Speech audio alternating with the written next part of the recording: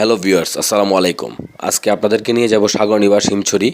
কীভাবে যাব এই মনোমুগ্ধকর রিসোর্টে, কী কিছু সুবিধা আছে, কতটা কাছ থেকে সাগরের সৌন্দর্য উপভোগ করা সম্ভব, কত টাকা খরচ হবে সিজন বা অফ সিজনে, সব কিছু নিয়েই আজকে আপনাদের সামনে নিয়ে এসেছি নতুন একটি ভিডিও। চলুন আমরা দেখতে থাকি এবং উপভোগ করতে থাকি সাগরের সৌন্দর্য।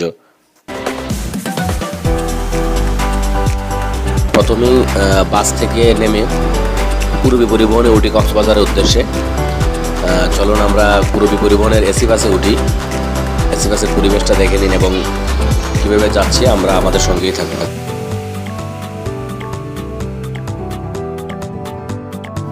আমরা পূর্বী পরিবহন থেকে কলাতলি মোড়ে নেমে একটা অটো ঠিক করি। অটোর ভাড়া হচ্ছে 120 থেকে 150 টাকা নেবে। এটা হচ্ছে তাদের সাথে আপনি কথা বলে ঠিক করে নেবেন ভাড়া কত দিবেন। তাদের সাথে কথা না বলে আসলে প্রবলেম হচ্ছে আপনাকে ভাড়া নিয়ে বিপাকে পড়তে হতে পারে।